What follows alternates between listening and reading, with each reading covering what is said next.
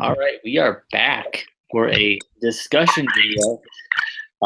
And we do need to work on the volume for the intros because the volume was way down. So it was like way down. It was terrible. But we're still working out the technical kinks and difficulties. I know we've been saying that for like 2 years, but we're working on it. We are. We're getting better slowly. We're You shut up. Anyway, we're back for another discussion. This is one we kind of wanted to talk about. It's not really like new news right now. It's been out for a while. But Shibata from New Japan Pro Wrestling. There's a possibility that he may never wrestle again.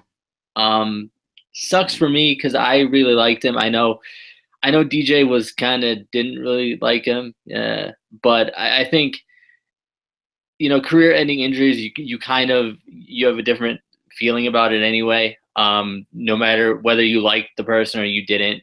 If you have a career-ending injury or a potentially career-ending injury, it's never a good thing. But if you don't know what happened, there was a match. It was at, let me check, what show was that? It was at New Japan Pro Wrestling Sakura Genesis, the show they were doing, and I saw the video of it. He did a headbutt, and I mean, it didn't look like a bad headbutt. I think we're just kind of used to seeing headbutts, especially in Japan and places like that. But apparently, it was a really bad one. You could see for a second there he was kind of out of it. Apparently, after the match, when he got to the back, he blacked out. So there's a chance that he has permanent brain damage, that he may never wrestle again, which is unfortunate and it's really scary. And from what I've read, he's not, there's been a bunch of other Japanese wrestlers who have had, a lot of concussions and head injuries and things like that. But any initial thoughts on the news, DJ?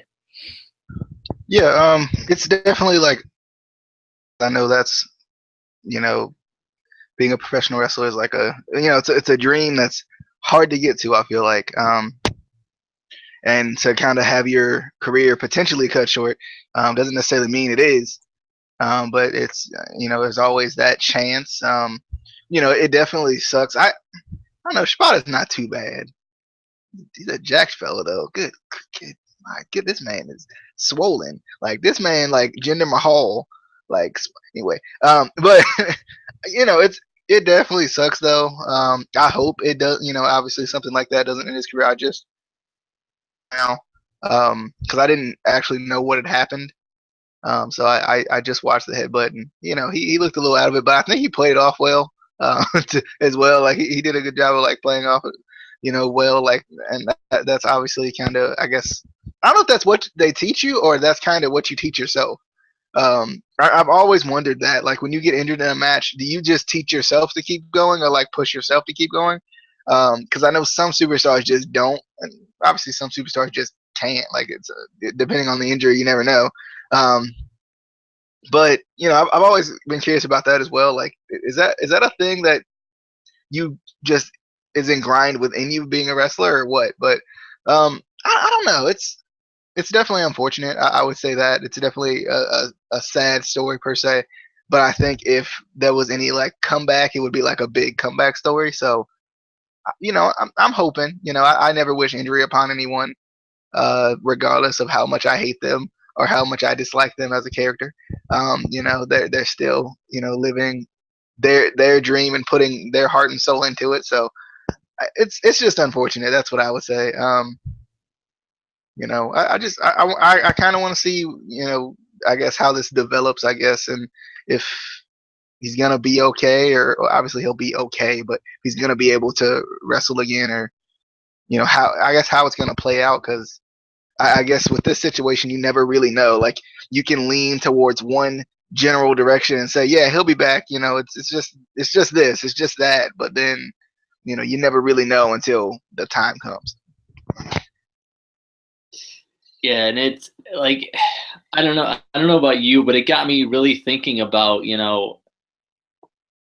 I don't think this is going to change anything because, it really hasn't in the past, but like you look at, head injuries in the NFL and all the things that they've done with it, you would think other, sports, other, forms of entertainment would start to take this seriously. And I was thinking about it. I know, you know, we've done our, our fantasy booking. We've done, if we started a promotion, who would be our, who would we bring in as our, like, top five guys to get our promotion going. But then it got me thinking, how would we, I think this is one thing that I would definitely, if I was to, start a promotion or own a promotion, and, headbutts and things like that. Obviously, you want to ban like steroids and things like that, but I don't think enough companies ban, you know, headbutts and things like that. There's, especially even in WWE, they say, oh, we're ahead of this, concussion protocol, all this stuff. Even in WWE, you see guys like Jack Gallagher doing headbutts. I mean, yes, he's not really necessarily making contact, but it only takes that one time to accidentally make the contact, and you get a concussion. But I think all these promotions should really, you know, crack down on this, because this time it's Shibata. Who's next? How many guys do we have to go through before, you know professional wrestling, promotions are like, okay, no more. And I mean, it's not like we can't have good matches without. I mean, the headbutts are cool. I'm not going to say they're not cool. When you see a good headbutt, you're like, oh my god, what? But I think we can have just as good shows without, the risk of permanent injury that way. Any thoughts on that, or any other thoughts that you have in general? Yeah, it is surprising that a lot of wrestling companies haven't taken a stand against that. I I don't know, because it's one of those things where there's two sides of the coin, because you know you have, we as fans, we have what we grew up with, and oh my god, chair shots to the head and all that stuff. That, like, we like, let's be honest, that's the stuff we still complain about that's not there. Or as far as I what? I don't. I don't want to see somebody get hit in the head with a I'm no, I'm just saying, a lot of people do though. A lot of people complain about that. A lot of people complain about certain moves being banned per se. We've done it ourselves. Certain moves being banned. But then again, we come back and we say, oh, this move right here. As soon as it hurts someone, that this is the move that should be banned. So I don't know. Like, it's hard to say, because I think it's one of those situations where you don't really know how dangerous it is until it hurts someone. Until something like this happens, where you're like, oh, because to me, I didn't feel like the headbutt was that, like, it was that gruesome of a move. Like, I mean, it always looked good. It looked like it was gruesome, but I never felt like it was one of those, like, injury prone style moves. So like that's kind of where I was with it. But then, like, I feel like too, like, we see something like this, and it's like, and we come to that realization, because even if you do take it back to the NFL, you know, you see how the game has changed, but you also see how many. Well, what we don't see is the how like we what we don't check is the amount of lawsuits that have lessened since they made these different changes to the game. So and it's kind of like with wrestling as well.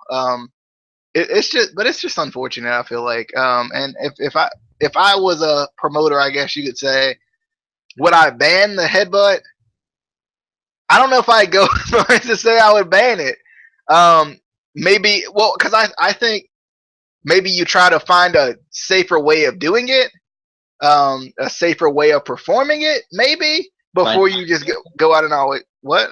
But by not doing it, that would. I mean that's true. But I mean, I think you try to maybe find a safer way to perform it. If you can't find a safer way to perform it, obviously you ban it.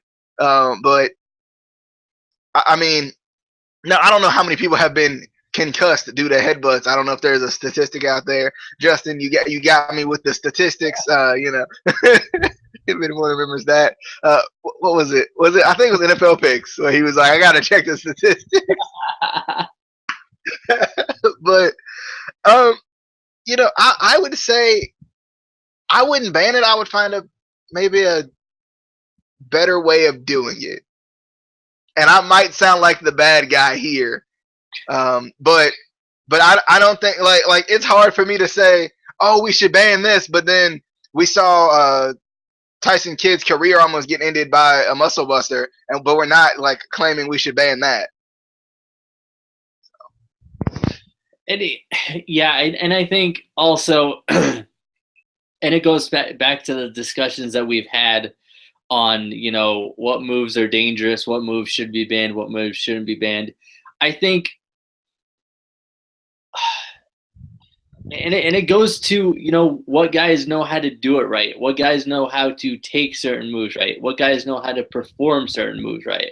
Like, well, but I think the thing is, where does the blame go? Because yes, AJ Styles has been doing the Styles Clash for a long time.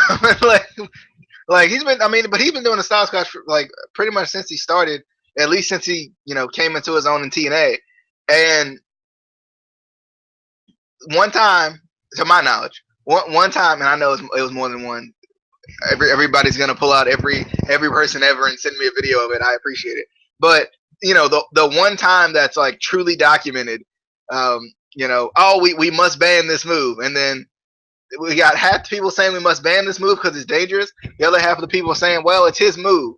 He knows how to do it. It was the way the guy, took it. So I think that is, for that one, I think it is the way the guy took it because he put his head down. Well, too, but I guess it's like, who do you blame? Because it's still AJ Styles' move. Yeah, but the dude put his head down. AJ Styles is the one that's performing it every single time. Dude put his head down. Like, don't put your head down. It's that simple. Not that I don't agree. I'm just playing devil's advocate. Let's be honest. Yeah, and I mean, like I said, there's guys who just know how to do. Like, I would never ban like Undertaker or Kane from doing a tombstone because they know how to do it. They've done it for so long. They know. And I can't remember any time that they've actually injured anyone on that. I would keep the Canadian Destroyer because it's a fucking awesome move. I don't care if anyone gets hurt. I really don't. It's an awesome move. I'm sorry. It's just went completely against everything he had just said, by the way. Yeah. But he's paralyzed. But it was awesome. That would be my. But yeah, I don't know. I think there are moves that we don't necessarily need, but then again, I don't think headbutts need to actually make contact. You could sell it and make it look. I don't know. I don't know. But it's not. It's not even just that. It's a lot of different things. But unfortunately, I haven't looked at the recent news or anything because we planned on doing this video like a while ago, and yeah. But hopefully, things change, and Shibata will be able to wrestle again because he was one of the really good ones. in New Japan. Not that there's any bad ones in New Japan. Everybody's good in New Japan, but like he's real good. He real good. You know, he real good. You know, kind of like Ishii. Ishii real good too. He real good. He the Stone Pitbull. He real good. But yeah, leave your comments, thoughts on you know, headbutts, other moves. Do you think moves should be banned? Do you think they should be performed better? Do you think people need to be trained how to give and or take them better? Because I think that's a part of it too, especially in WWE when you get pushed to the main roster too fast and you don't know.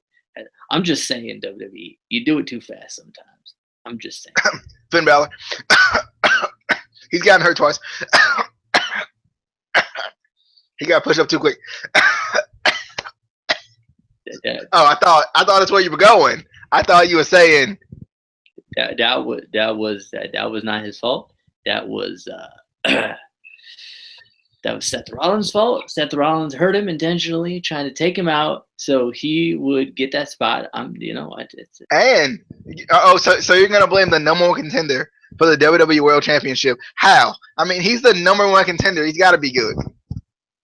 Yeah, because he hurt somebody that's better than him, so he's out for months. So you know. I was talking about Jinder Mahal, by the way. Oh, I still don't understand how that. I don't get it. But anyway, that was our discussion on the Shibatas.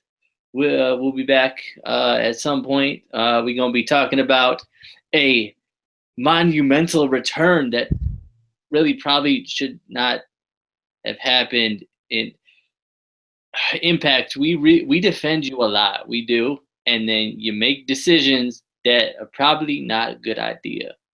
Just saying. But we'll get to that. We will get to that on a returning superstar back in TNA.